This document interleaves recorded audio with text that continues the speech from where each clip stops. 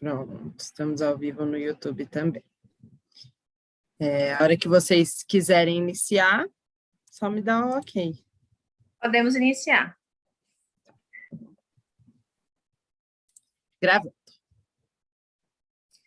Olá, bom dia a todos, sejam todos bem-vindos, muito obrigada pela participação de vocês. Eu sou a doutora Giane Oiticica, chefe do grupo de pesquisa em Zumbido, do Hospital das Clínicas, da Faculdade de Medicina da USP. Hoje eu estou acompanhada da doutora Juliana Nauá. Ela é médica otorrinolaringologista, trabalha conosco há muitos anos, está terminando o doutorado dela na área de zumbido e agulhamento. E hoje a gente vai falar um pouquinho sobre o sono, ou melhor, a falta dele nos pacientes com zumbido. Ju, seja bem-vinda. Obrigada. Oi, pessoal. Bom, a gente vai começar, eu vou perguntar a Ju, e assim, se alguém tiver alguma pergunta, por favor, pode fazer. Camila, você nos avisa, tá? Se tiver pergunta, porque eu não tenho como ver aqui, ok? Aviso sim, pode deixar. Bom, então assim, essa queixa, Ju, de dificuldade de dormir, ou dificuldade de permanecer dormindo ao longo da noite, em pacientes com zumbido, é uma queixa rara ou é uma queixa frequente? Bom, é uma queixa muito frequente. Na verdade, a grande maioria dos pacientes com zumbido se queixa de dificuldade de... Tá bom. Aqui? Tá bom. Ficar mais de você. Desculpa. Não, tá ótimo. Então, a grande maioria dos pacientes com zumbido se queixam, né, da dificuldade de iniciar o sono ou até de se manter dormindo bem.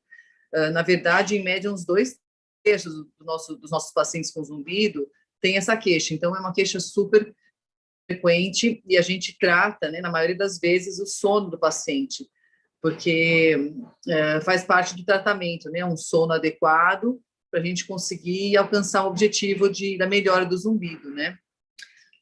Legal.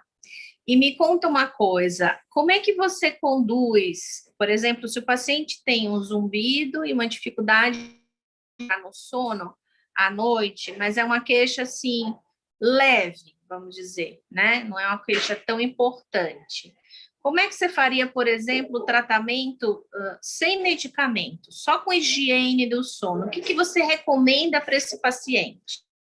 Isso, na verdade, é uma das coisas mais importantes, essas recomendações, essas orientações do paciente, né? Eu sempre pergunto para o paciente como é que é a rotina dele da noite, né? Quando ele vai dormir, como é que ele costuma se preparar para essa noite de sono, né? E é o que a gente chama, que a doutora Giane falou, de higiene do sono. Então, eu oriento o paciente, falo, olha, você tem que... Ai, desculpa, o celular está tocando. Só um segundinho, perdão. Desliguei, por favor.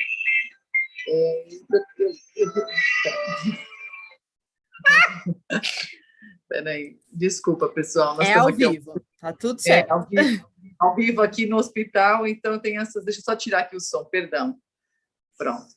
Então, eu sempre peço ao paciente, falo, olha, você tem que se preparar para essa noite de sono, né? Então, o quarto do paciente tem que ser um ambiente pro sono, para dormir, tá? Então, de preferência, um ambiente mais escurinho, com uma cama confortável, um travesseiro bom. Peço para o paciente, quando for dormir, não fazer atividades excitantes aí à noite, então não vai assistir um filme de suspense bem pertinho da hora de dormir, não olhar os e-mails, os pepinos que vai ter que resolver o dia seguinte, fazer uma alimentação adequada, evitar alimentos gordurosos, pesados, que vai dificultar a noite de sono, evitar alimentos que sejam estimulantes, como a base de cafeína, né? O café, o chocolate, o chá preto, chá mate, Coca-Cola, isso também atrapalha bem a qualidade do sono. Peço para os pacientes, que muitas vezes as pessoas ficam com receio de dormir, ficam com sono agitado, porque tem muitas preocupações para o dia seguinte. Então, eu falo para o paciente, olha, anota suas preocupações no caderninho, deixa do lado da cama para você ter certeza que não vai esquecer, e aí tira isso da frente, entendeu? Tira da cabeça. O que mais? evitar os alimentos que são, vamos dizer assim, que deixam o paciente mais alerta, né? Que são ativadores, né? As xantinas, né? Chocolate, álcool, café, chá preto, chá mate, né? No horário de dormir, porque isso também pode tirar o sono. O álcool, às vezes, até dá uma embalada inicial, mas depois você desperta aceso, é pior. Até exercício físico, tem gente que faz exercício físico à noite, fica super agitado, depois demora umas 2 horas para se desconectar aí. De preferência, fazer alguma atividade de relaxamento. Cada um gosta de uma coisa. Tem gente que gosta de meditar, tem gente que gosta de fazer uma oração, tem gente que gosta de ler um livro, tomar um chazinho quentinho que não seja à base de cafeína. Então, cada um gosta de uma rotina para dormir. Existem, inclusive, chá, né, que vai ajudar na indução do sono, né? Camomila, valeriana, né, maracujá. São chás calmantes, são chás que vão ajudar a induzir o sono. Acho importante, principalmente, a gente lembrar o seguinte: no ambiente de silêncio, o zumbido, ele realça, ele cresce, a percepção aumenta. Então, é importante que tenha algum som de fundo, né? Que o ambiente tenha um certo enriquecimento sonoro.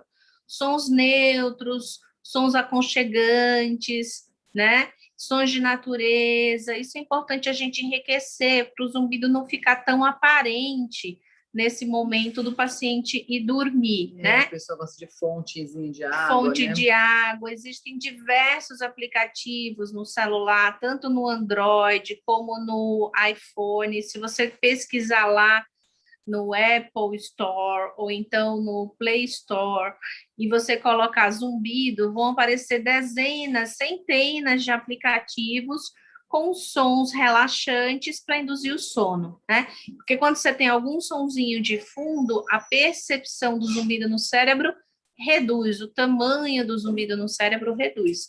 Então, enriquecimento sonoro, um ambiente confortável e escuro, não pode ter luminosidade, né? A alimentação, que não pode ser carregada à noite. Eu acho que é basicamente isso que a Ju falou, tá? Evitar atividades excitantes, né? Assim atividades físicas. Perfeito.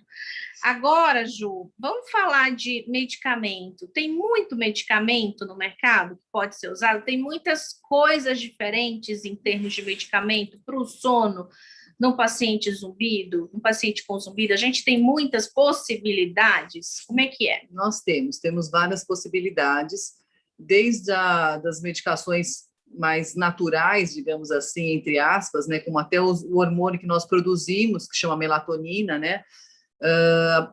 Como a doutora Jenny falou do chazinho de valeriana, tem a passiflora, a valeriana como comprimidos também, e tem as medicações mais fortes, tanto os hipnóticos como indutores do sono, como uma classe do zolpidem, que é o nome do composto químico mesmo, e os benzodiazepínicos, que são remédios mais fortes, que são prescritos só com receita médica, e tem algumas restrições, então isso tudo tem que ser conversado com o seu médico e avaliado qual o melhor medicamento para o seu caso, e se é que tem indicação de medicamento.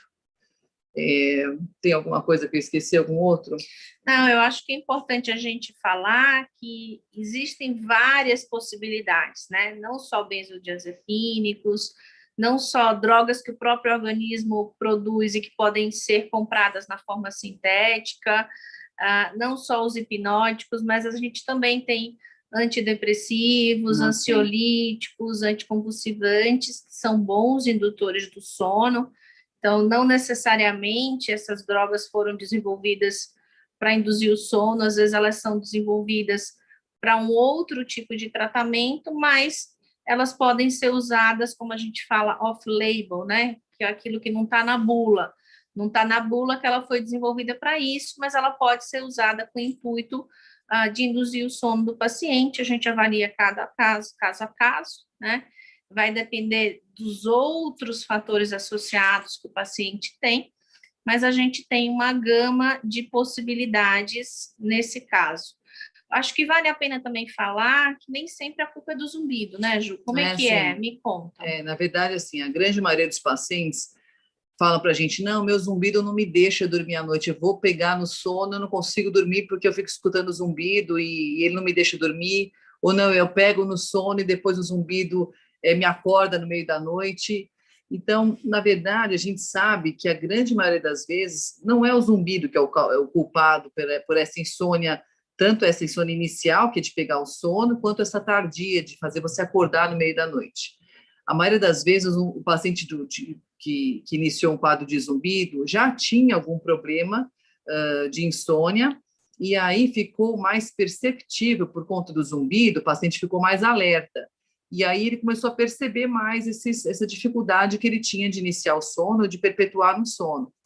Então, óbvio que tem alguns casos que o zumbido, que realmente ele é o culpado, entre aspas, aí, de iniciar o sono, né, da dificuldade de iniciar o sono, mas a maioria das vezes o paciente já tinha um problema de insônia que foi exacerbado pelo aparecimento do zumbido. Mas mesmo que isso aconteça, o tratamento dessa insônia é crucial para o bom resultado aí no tratamento específico para o seu zumbido. Então, tem que ser abordado de qualquer forma, independente se está ligado ao zumbido ou não, a insônia tem que ser tratada. Quais seriam, assim, esses problemas associados a essas dificuldades a permanecer, por exemplo, no sono, que você lembra?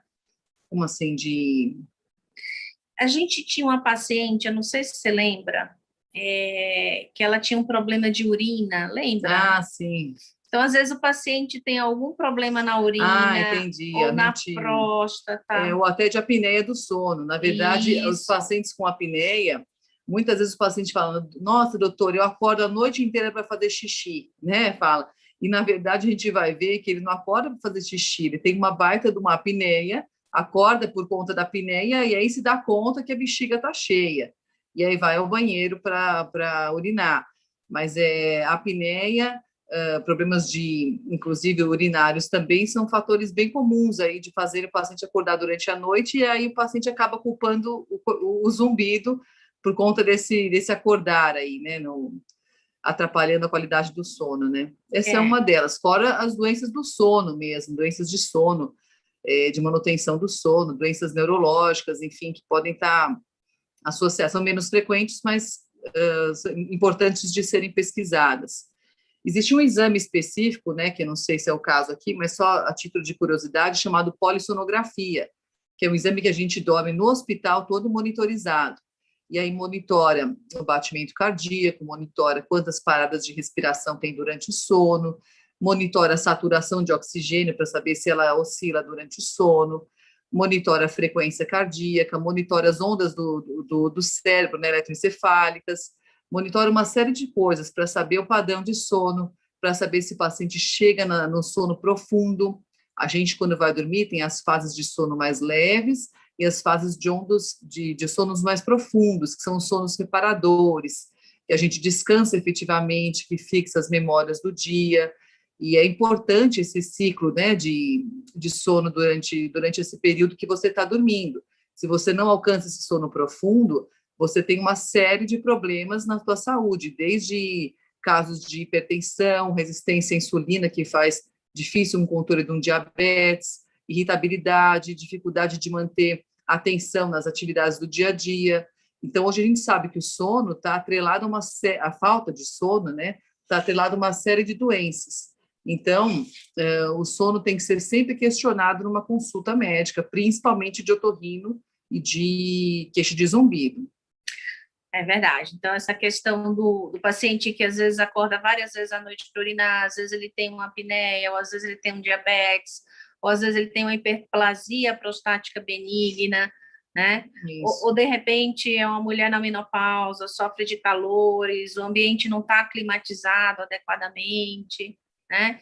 Então, assim, tem toda uma questão em volta do sono que o médico otorrinolaringologista, na hora que você passa, ele vai tentar decifrar. Será que é somente o zumbido que está atrapalhando? Ou existem outras coisas de comorbidades ou no metabolismo desse paciente que estão favorecendo a percepção do zumbido? né? Isso. E tudo isso vai ser visto na consulta médica. Mas é importante enfatizar que existem zilhões de possibilidades, desde a higiene do sono, como a gente falou aqui, até os medicamentos, que aí vão das diversas classes possíveis, né? Alguns especificamente para o sono, outros que podem ser usados para o sono, apesar de não terem sido desenvolvidos com esse fim. Camila, a gente tem alguma pergunta?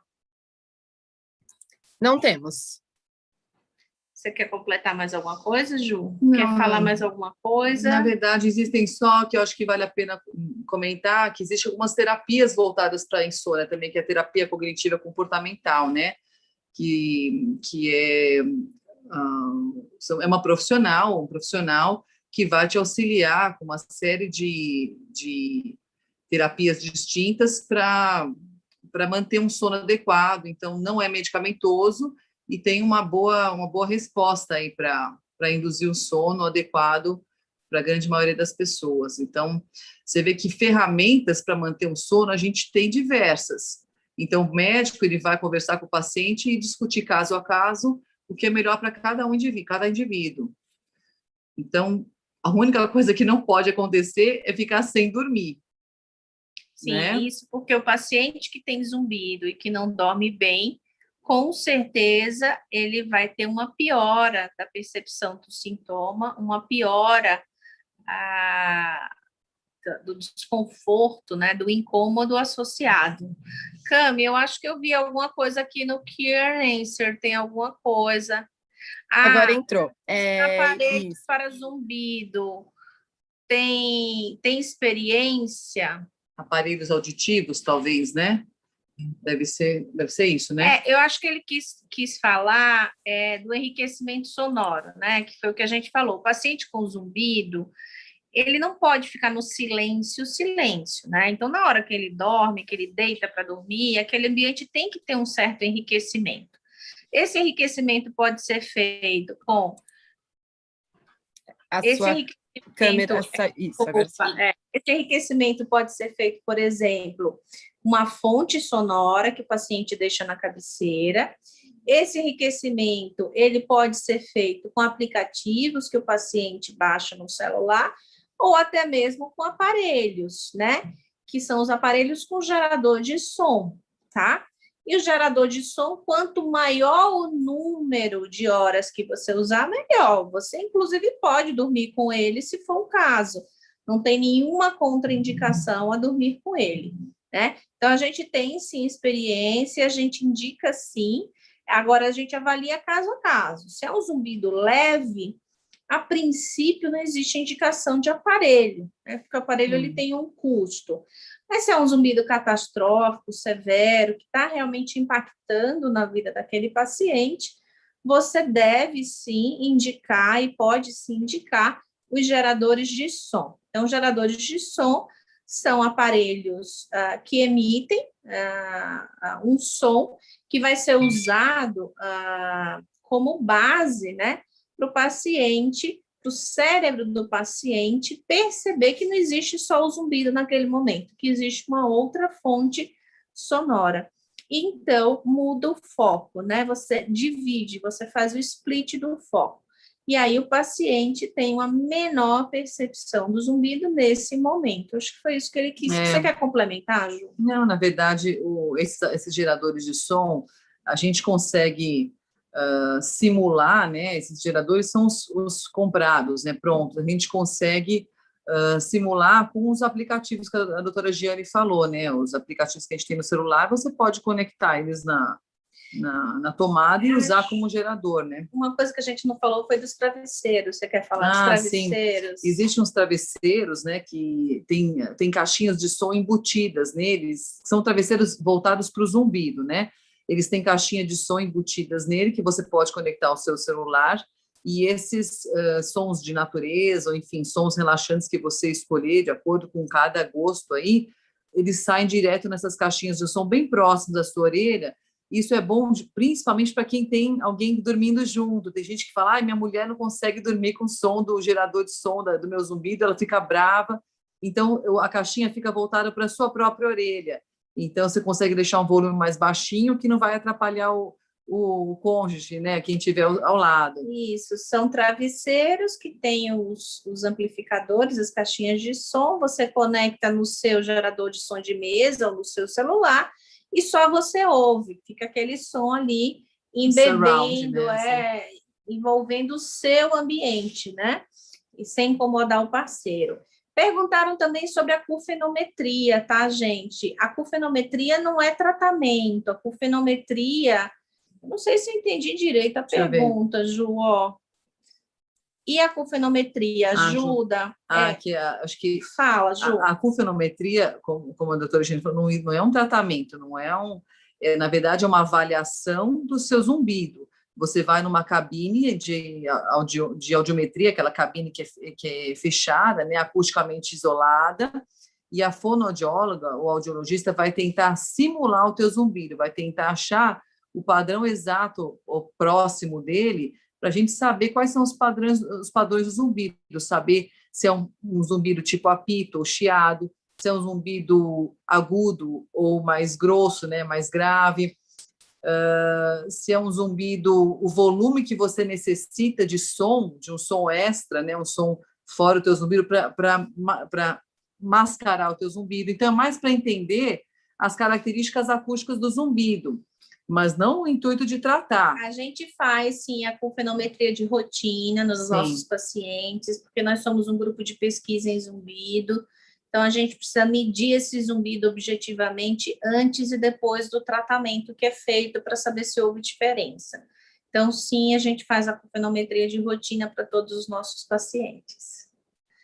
Eu acho que é isso, Cami. Tem mais alguma aí? Não, acho que não, né? tem. Não, ela só alguém agradecendo. Então, tá bom. Ju, se despede aí do pessoal. Obrigada, pessoal. Desculpa que não, falha foi técnica. Ótimo. Falha técnica é muito bom.